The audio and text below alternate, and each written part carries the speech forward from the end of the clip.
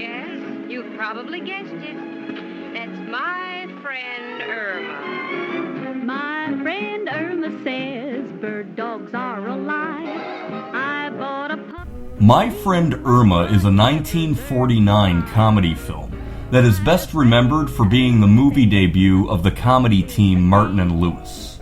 The movie follows two women, best friends Irma Peterson, played by Marie Wilson, and Jane Stacy, played by Diana Lynn.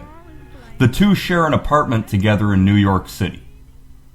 Irma is a dim-witted but very good-hearted blonde who is in a long-term relationship with Al, played by John Lund, a get-rich-quick con artist. Well, Al, maybe if you got a job... Please, chicken, watch your language. Only a question of time before one of my deals comes through. I'm working on one now. Can't miss. Despite being engaged for years, Al has yet to marry Irma.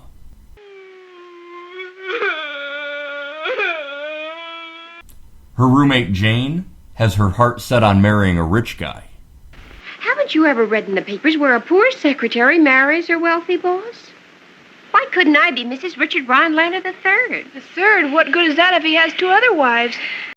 Steve Laird, played by Dean Martin, and his friend Seymour, played by Jerry Lewis, both work at an orange juice stand. I hate the job! You've hated every job we've ever had. Certainly, because I listened to you. The last job you made me take. A flapjack flipper.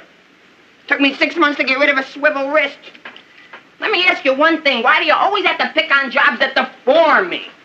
When Al and Irma sit down to have some orange juice and hear Steve singing, Al decides to become his self-proclaimed manager, promising to get Steve into show business and make him famous. I like his voice, Al. I like it too, but no one else does. Everybody should. If Irma likes you, you're in. Because Irma is the average public. She's got the common touch. Common? Oh, Al. Touchy dame. What's the matter with her? She's nuts about me, but it bothers me. Why? Don't know if she loves me or my money. Well, that's one thing I don't have to worry about. Nobody's killing themselves over a $35 a week orange juice salesman. Why must you be one? Well, what do you mean? Don't like to waste words, friend, so we'll get right to the point. My boy, this is the luckiest day of your life. Al invites Steve and Seymour to live at Irma and Jane's apartment. Hey, I'm gonna like this neighborhood. We just lose our job. We ain't got no place to live. We ain't got from what to eat, and already you're thinking of luxuries yet. And soon, Steve's charms begin to work their magic on Jane. Everything you've ever come up with has been phony. Oh, I wouldn't say that. Ah! What in the world is going on in here? I don't know, lady. I'm just taking a shower. In the meantime, Jane gets a job as a secretary for a millionaire named Richard Rhinelander, played by DeFore. Jane becomes torn between her desires to marry a wealthy man or her love for Steve. Now that I've grown up, I don't wear the cheapest clothes, but I can never afford an original. I don't starve, but I don't drink champagne. I'm just someplace hanging in the middle. Oh, sure, it's an average life, but I'm sick and tired of being average. Well, with me, it's different. Just living is a kick. I'm just as average as... I'm a pretty ambitious guy, but what's the use of living if you have to kill yourself to live? Well, I think I found an easier way. Rhinelander. Maybe. Directed by George Marshall, this film was based on the media franchise My Friend Irma, which began as a top-rated radio sitcom on CBS Radio from 1947 to 1954. There would then be a television series that would air from 1952 to 1954 on CBS television.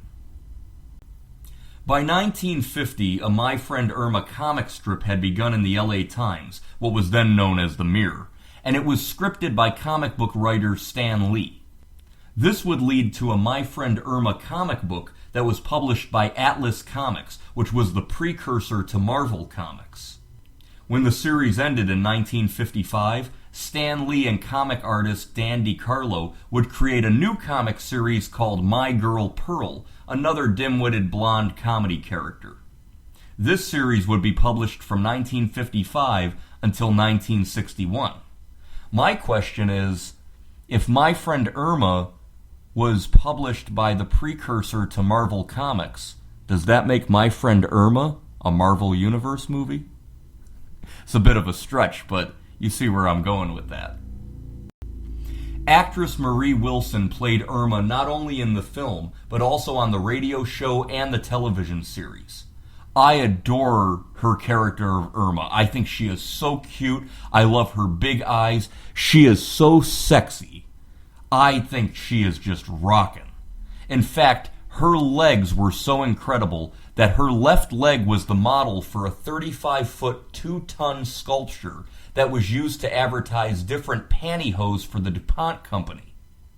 On August 6, 1949, just 10 days before the premiere of My Friend Irma in theaters, Marie Wilson was actually hoisted up on a chair all the way up to the top of the sculpture to unhook a giant red garter from the giant replica of her leg for a Sanderson's nylon stocking advertisement. Not to mention that it was a press campaign for the movie. Now, actress Diana Lynn, who plays Jane Stacy, was also very pretty too, and I don't want to take away from her attractiveness, but Marie Wilson was just a bombshell. What a body. In fact, I did some research, and some people have stated that Marilyn Monroe's arrival on the scene stopped Marie Wilson from becoming better recognized as the main 1950s sex symbol. Now, this movie is best remembered for being the film debut of the comedy team Dean Martin and Jerry Lewis. I'd rather sigh over hot corned beef on rye. Who wants love? I'm lazy. Who needs love? Who's crazy? Here's to love. Here's to life alone. So lately I kind of sigh when I see you smiling by. Is this love that's growing? Yes, it's love. It's showing. Here's to love. Here's to life with you. The Martin and Lewis duo had taken off like a rocket since their first performance on July 25, 1946 at the 500 Club in Atlantic City, New Jersey. Producer Hal Wallace originally had Jerry Lewis set to play the lead role of Al that would be played by John Lund. However, it soon became apparent during screen tests that Lewis was not a good fit for that role as the straight man, and that what they do in their act, the handsome guy with the monkey routine, should be incorporated into the film. Jerry Lewis quickly came up with the idea of Seymour, a funny sidekick to Dean Martin's character that could emulate the original Martin and Lewis formula, and it works. You're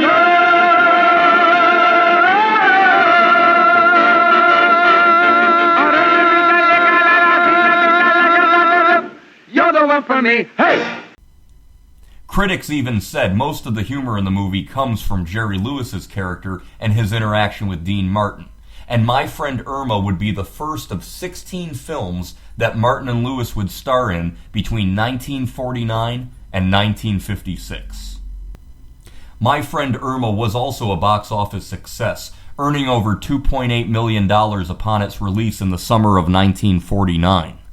I first saw this movie as a kid back in the mid-1990s, and despite being released at the very end of the 1940s, it has all of the classic hallmarks of the wholesome comedy films that we would see throughout the 1950s. I enjoyed My Friend Irma, and I recommend it with a solid 7 out of 10 stars. Where the lonesome butchers go when looking for romance. She bought a clock last summer, but now her wall is blank. She heard of daylight saving time and took it right to the bank. My friend